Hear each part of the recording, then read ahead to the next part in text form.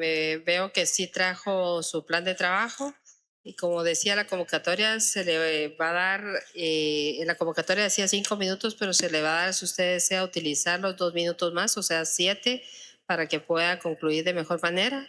Luego vamos a iniciar con una fase de preguntas-respuestas en el cual va a tener usted como máximo 3 minutos por cada respuesta.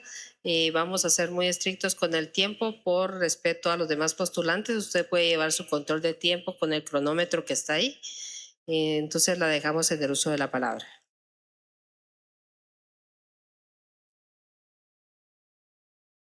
El micrófono. Muy bien. Honorables integrantes de la Comisión para elegir a Fiscal General 2026-2030, muy buenos días.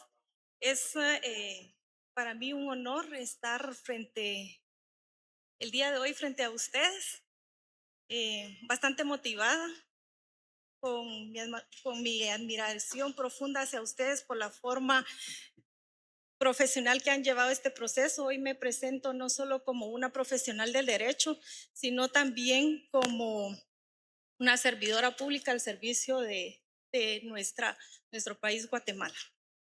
A lo largo de mi trayectoria laboral, desde las bases administrativas y operativas hasta asumir responsabilidades de dirección, he sido asignada, he recorrido las calles de nuestro país en cuanto a la forma operativa que actúa el Ministerio Público en cuanto a escenas del crimen. También he estado en los juzgados presentando ya los medios de investigación para presentar a los órganos jurisdiccionales el trabajo que presenta el Ministerio Público para que ellos puedan tener un conocimiento de cómo asumir ya en un debate. Así también he estado asignada en diferentes fiscalías y esta vivencia y experiencia pues directa me ha motivado a postularme el día de hoy. Tengo la convicción de que mi experiencia dentro de la institución para poder liderar y dirigir de manera técnica, profesional, eminentemente objetiva y con el estricto apego al mandato constitucional como lo he hecho hasta el día de hoy. Es por eso que me presento ante ustedes con todo respeto para presentar mi plan de trabajo en 6 ejes. El eje 1, pues lo he identificado como gobernanza e independencia institucional. Lo estoy dirigiendo al fortalecimiento profesional y actuación constante de los equipos de apoyo de acuerdo a la dinámica del fenómeno criminal. La mutación que ha recibido obliga a la actuación constante de protocolos institucionales al ser un ente de investigación que debe estar al día sobre las nuevas formas de operar de las estructuras criminales, como por ejemplo el tratamiento que se le debe de dar a los delitos transnacionales, es decir, las formas que se adoptan por estos entes criminales para poder llevar a cabo los ilícitos pues, que ellos realizan. También fortalecer las estrategias de comunicación institucional, que creo que esto es importante hoy en día. Fortalecer dentro de la institución del Ministerio Público, pues que se cuenta con una oficina de comunicación y prensa, fortalecer esa comunicación que ha existido y estrechar brechas con los equipos también de trabajo de comunicación con las diferentes instituciones. Así también, dentro del eje 2, propongo, ¿verdad?, la gestión de resultados que se realizará a través de evaluaciones sistemáticas constantes de los expedientes en proceso de investigación con sus debidos formatos, a través pues, de un equipo de trabajo que se implementará en el Ministerio Público y con el acompañamiento de la unidad de evaluación de desempeño que el Ministerio Público también tiene implementado dentro de la misma. También se proponen para descongestionar los órganos jurisdiccionales que el Ministerio Público fomente ese principio de oportunidad en los delitos menos graves para poder descongestionar, como indiqué, el sistema de justicia. También propongo en el eje 3 la modernización tecnológica y forense. Como yo ya les indiqué, pues los fenómenos van mutando día a día y es por eso que propongo canales de tecnológicos interinstitucionales para una conexión en tiempo real con las instituciones del sector justicia y otras instituciones que sean oportunas para las investigaciones. Es decir, pues ya dentro del Ministerio Público existen esas conexiones, por indicarles algo, con la Superintendencia de Administración Tributaria, con el RENAP, y así podría implementarse también en el tiempo real con el organismo judicial, porque todavía pues se presentan físicamente, si bien es cierto, ya hay un correo electrónico donde nosotros podemos presentar las acusaciones, todavía tenemos esa brecha de que algunos juzgados todavía nos piden en los departamentos presentar nuestros memoriales por escrito. Así también propongo eh, la implementación de algunas plataformas web para que los usuarios, así como víctimas de cualquier delito, puedan interponer denuncias, recibir notificaciones automáticas. Y también, ¿por qué no decirlo? Que al momento de que se presente una víctima desde desde su residencia, pues poder nosotros pues, apoyarle que sus medidas de seguridad en caso de violencia contra la mujer le sean llegadas vía electrónica. Siempre pues cuidando la divulgación, ¿verdad? De sus datos personales para no vulnerar sus derechos. También se propone, los que hemos estado en los órganos jurisdiccionales, sabemos la importancia que es también la trazabilidad de las evidencias, ¿verdad? El resguardo de esas evidencias y así también en la escena del crimen, ¿verdad? Tal vez una cuestión innovadora sería adquirir escáner 3D para poder presentarle al señor juez una visibilización mejor de lo que hace desde el escenario del crimen el Ministerio Público. La profesionalización del talento humano también se propone implementar, ¿verdad? Una escuela fiscal con la colaboración, ¿por qué no decirlo?, de las universidades del país. Muchas gracias. Ha terminado el tiempo, entonces vamos a pasar a la segunda fase que sería la de preguntas. Para lo cual, si quieren, voy a iniciar yo con una pregunta. Usted habló del tercer eje.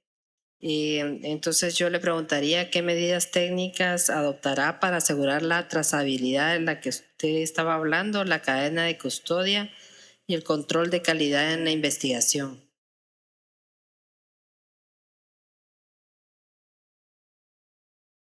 El micrófono. Gracias, señora presidenta de la comisión. Efectivamente, yo propongo para un mejor control en las evidencias físicas que se recolectan en la escena del crimen, desde el momento que se recolectan hasta el momento de su presentación, pues crear esa trazabilidad tanto en el sistema que cuenta el Ministerio Público o la creación para que esto vaya de la mano con el expediente también que tenemos digital y físico, y se propone pues crear eh, un código de barras para que podamos identificar que efectivamente esa es la evidencia que se recolecta ya tecnológicamente. Muchas gracias. ¿Alguien más? Decano Sarabia. Muchas gracias. Buenos días, licenciada Merlos.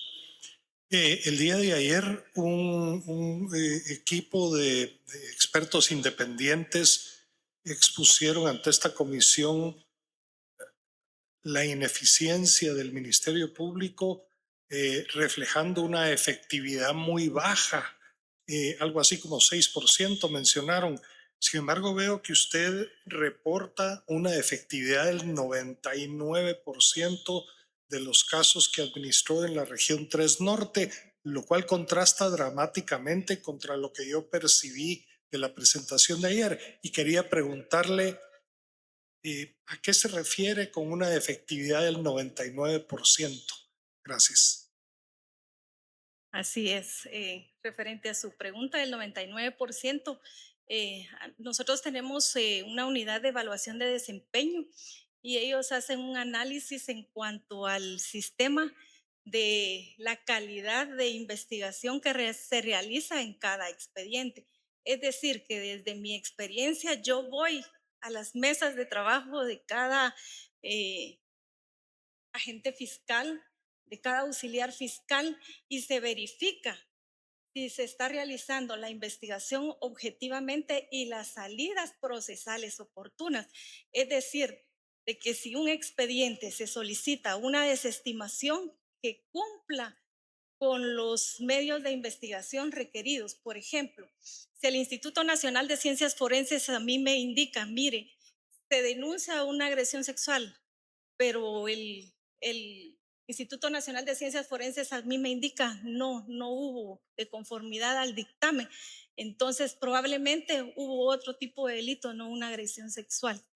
O probablemente en otro tipo de delitos menos graves, donde yo pueda tener una prueba o el conjunto de pruebas y me indiquen, mire, aquí no se cometió el delito. Recordemos que cuáles son los fines del proceso, si hubo delito o no hubo delito. Y con base a esa objetividad, pues yo puedo desestimar.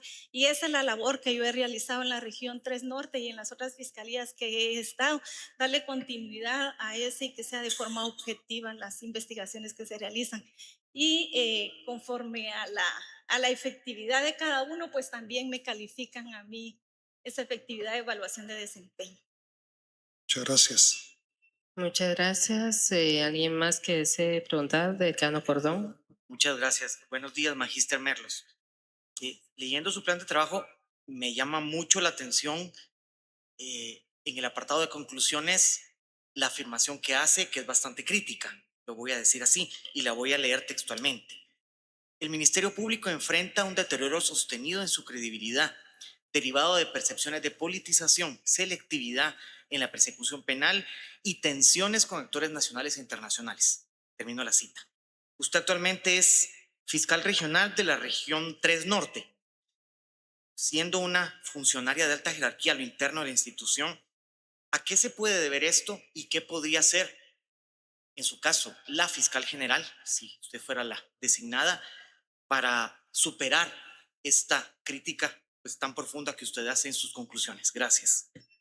Efectivamente, conformidad a su pregunta, se plasmó de esa forma porque desde adentro de la institución yo veo que es una percepción que hay ante la sociedad y se puede verificar, como indicó el señor comisionado, un 99% de efectividad que yo he tenido en, en la región. O sea, pienso que lo que ha sido aquí, lo que yo propongo es esa viabilidad para dar a conocer cuáles son los procesos que realiza el Ministerio Público, o sea, cuáles son las investigaciones que haría, siempre teniendo cuidado de que no se pierda, ¿verdad?, esa independencia y esa autonomía y que no se violente ningún derecho en cuanto a la comunicación, porque si el Ministerio Público considero que está trabajando, de repente son casos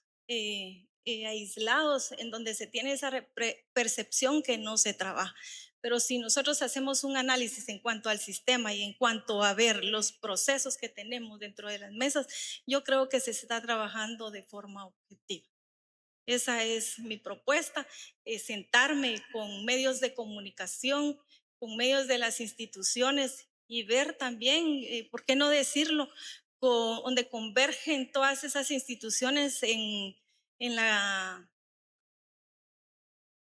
para poder, donde convergen todas las instituciones en esas mesas de trabajo, también para hacerles saber esa comunicación o tener esa comunicación en cuanto a que por qué si ya presenté un caso ante los tribunales, cuál es la deficiencia que tenemos para poderlos mejorar. Pero yo considero que lo que se está presentando es solamente de mejorarlo, ¿verdad? Sin ánimo de generar una conversación acá. Es decir, la afirmación que usted hace, según lo que entendí ahora, usted la fundamenta en percepción. Yo la fundamento en percepción desde ¿Por qué? Porque yo estoy dentro de la institución y se ha estado trabajando conforme a la evaluación que se está haciendo. O sea, si a mí me dicen de que yo tengo un 6% de efectividad, yo le podría decir que no, porque mi efectividad es del 90%. Entonces, lo que ha sido aquí ha sido esa falta de repente de comunicación con instituciones, con medios de comunicación, pero ¿por qué no sentarnos y ver qué información, qué es lo que ellos quieren? Como les digo, siempre cuidando los derechos de cada persona.